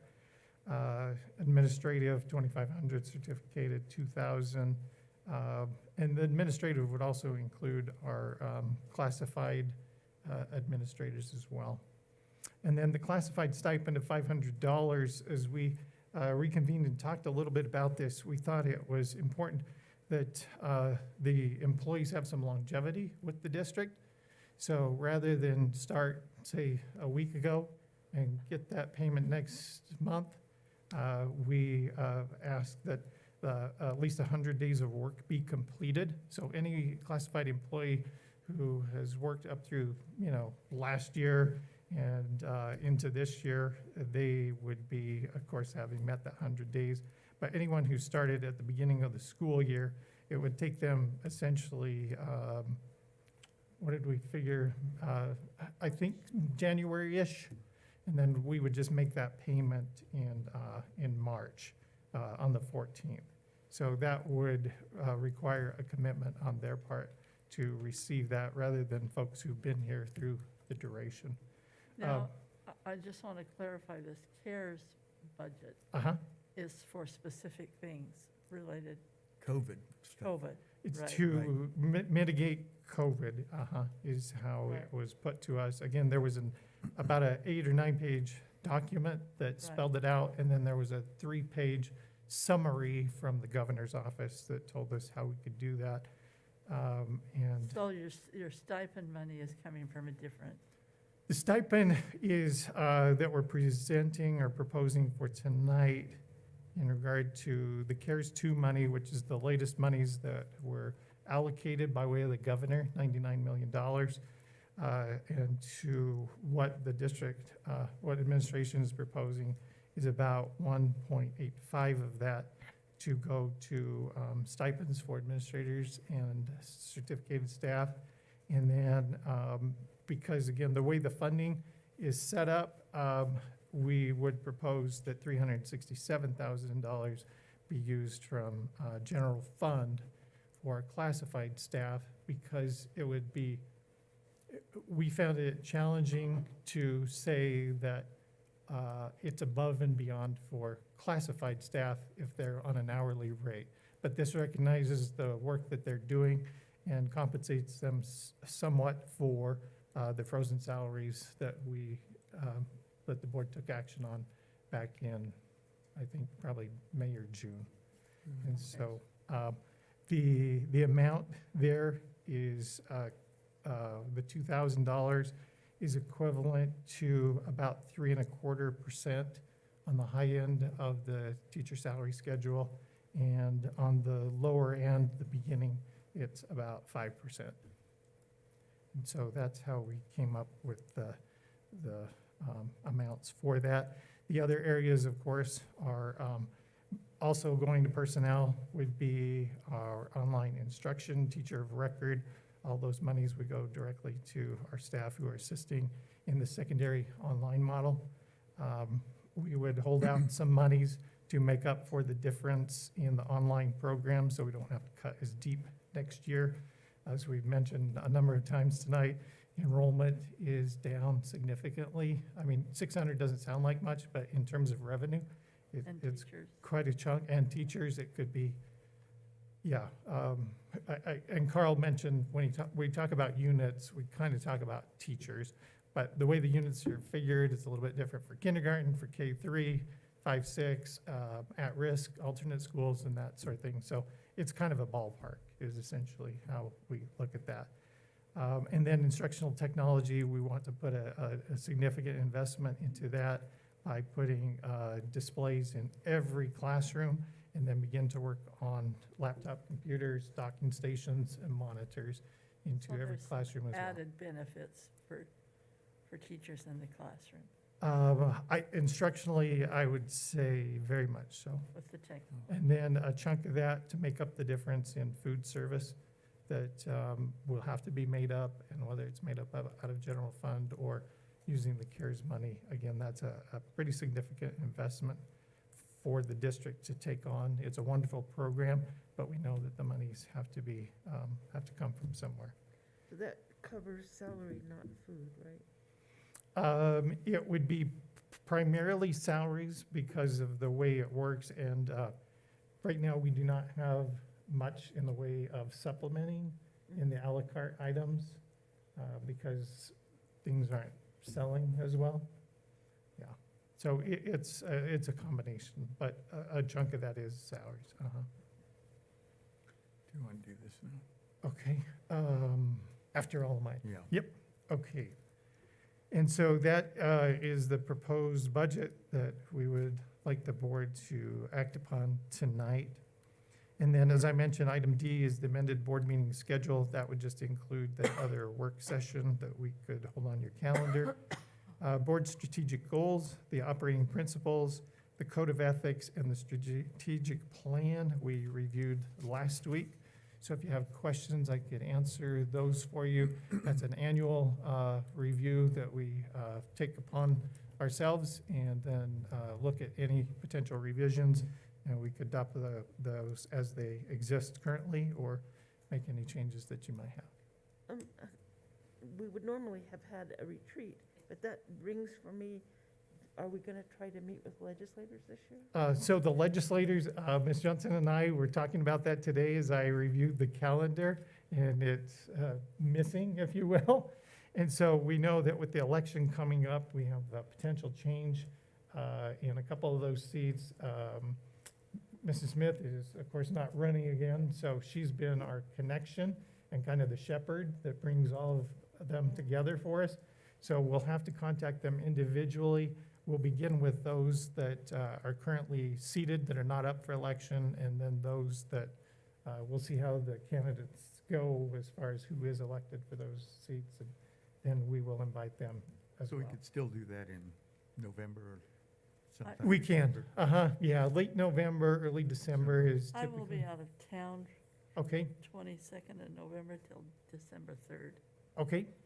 Just, I mean, I Yep. don't know what you're looking at, but And we're going to ask their preference if they Yeah. would be available in person, remotely, or sometimes they just request a packet. So we'll also get that information for you, so Okay. it's not, I'm gonna try to you know, make that. 5 board members and one legislator or whatever. So we want to make sure that their schedule matches up to yours. okay. Yes. Good question. Thank you, Mrs. Gephardt. Okay, we're ready? Uh. Finished? I am finished. Okay. Next on the item is comments from requests for the item on the agenda. Mary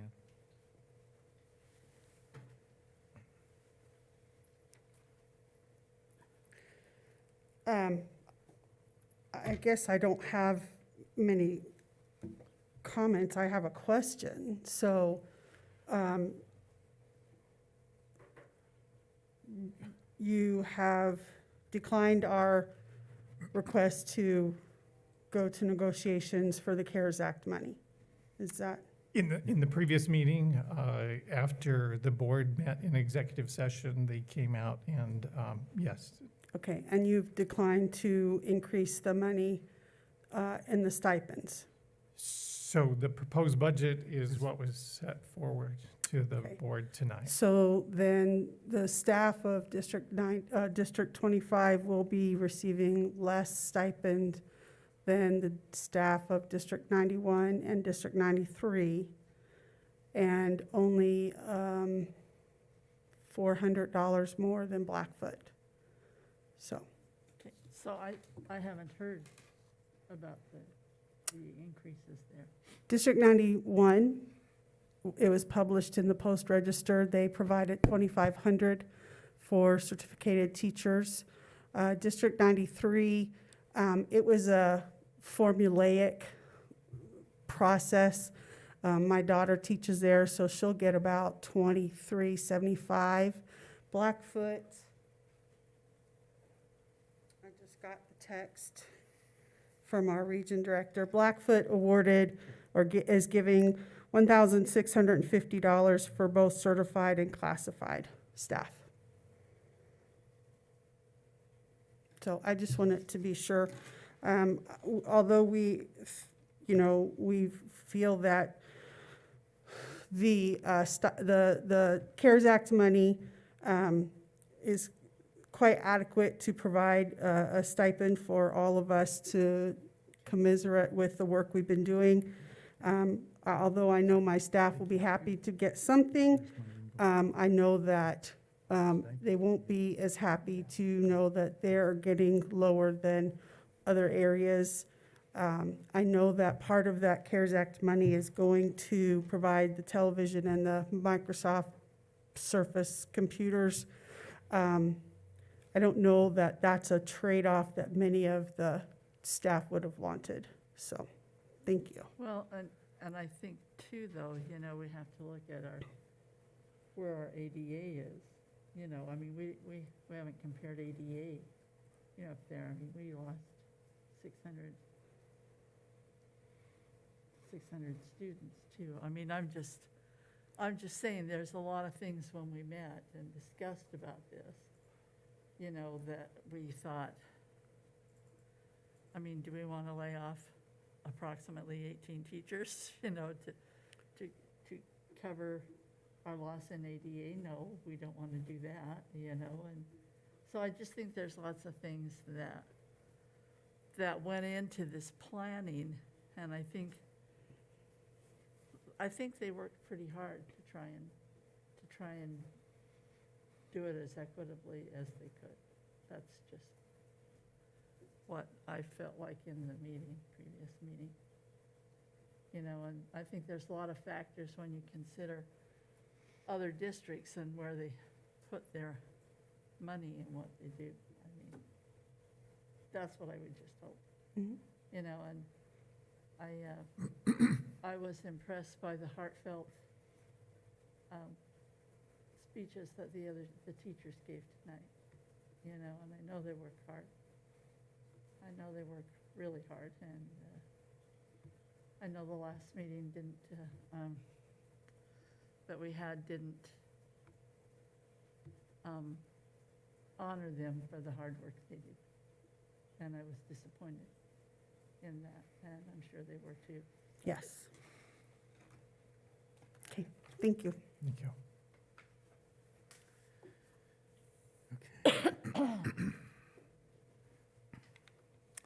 Okay, we'll now move on to action items. And the first item of business is to accept the comprehensive annual financial report and certify the annual financial condition statement.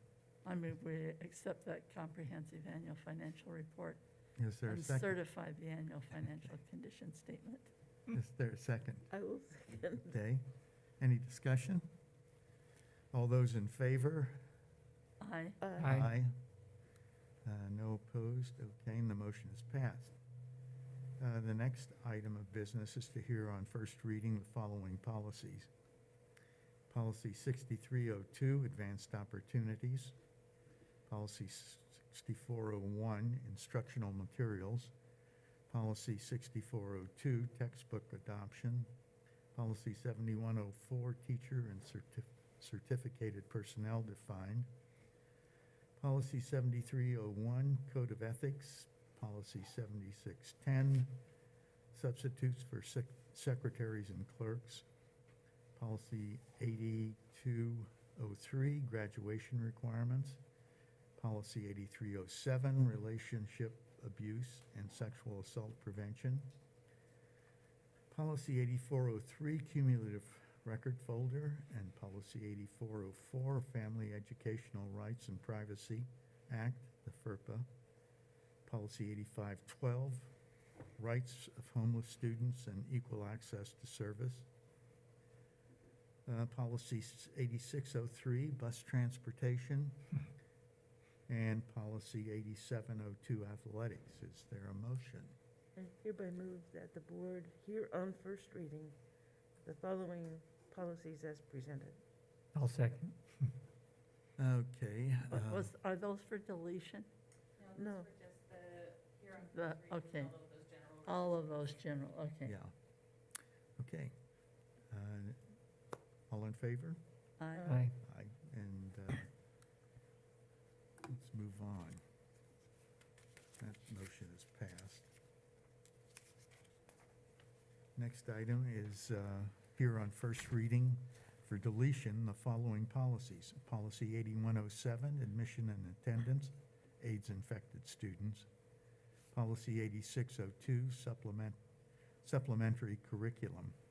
Is there a motion? I hereby move that the board hear on first reading for deletion of the following policies as presented. Second? I'll second. Any discussion? All those in favor? Aye. Aye. Aye. Motion is passed. The next item of business is to approve the early graduation request. Is there a motion? I move that we approve the 4 early graduation requests. Second? I'll second. Okay, any discussion? All those in favor? Aye. Aye. Any opposed? None. Motion is passed. The next item of business is to approve camp request. Is there a motion? I move that the board approve the camp request as presented. Is it second? I'll second. Any discussion? All those in favor? Aye. Aye. Motion is passed. The next item of business is to approve the Pocatello Community Charter School Financial Audit and Programmatic Management Letter and direct submission to PCCS. Is there a motion? I hereby move that the board approve the PCCS Financial Audit Management Letter and direct the administration to submit the letter to PCCS as presented. Is there a second? I'll second. Any discussion? All those in favor? Aye. Aye. Motion is passed. The next item of business is to grant permission to bid the 2021-2022 SIP related projects. Is I- there- motion? I move we grant the permission to bid the 2021-2022 SIP-related projects. Second? I'll second. All, those in favor? Aye. Aye. Aye. The motion is passed. Next item is to approve the proposed CARES Act budget. Is there a motion? I move that the board approve the proposed CARES Act budget as presented. Is there a second? I'll second. All those in favor? Aye. Aye. Aye. Motion is passed. The next item of business is to adopt the amended board meeting schedule for 2020 and 21. Is there a motion? I move we adopt the amended board schedule for 2020. The second? I'll second. All those in favor? Aye. Aye. Motion is passed. The next item of business is to adopt the board's strategic goals. Is there a motion? I hereby move that the board adopt the board's strategic goals as presented. Second. Any discussion? All those in favor? Aye. Aye. Motion is passed. Next item of business is to adopt the board operating principles for 2020 and 21. Is there a motion? I move we adopt the board operating principles for 2020, 2021. Any I'll second. Okay, any discussion? All those in favor? Aye. Aye. Aye. Aye. Motion is passed. The next item of business is to adopt the code of ethics for school board members. Is there a motion? I move that we adopt the code of ethics for school board members as presented. A second? Second. Okay. Any discussion? All those in favor? Aye. Aye. Motion is passed. Final item of business is to adopt whether Pocatello School District 25 strategic plan for 2021 to 2024. Is there a motion? Hereby move that the board adopt the, the Pocatello Chubbuck School District 25 strategic plan for 2021 through 2024 as presented. I'll second. All those in favor? Aye. Aye. Motion is passed. This concludes the meeting, and I'd entertain a motion I to move that we adjourn. And I'll second that. Okay, and I think we're all in favor. Okay. Aye.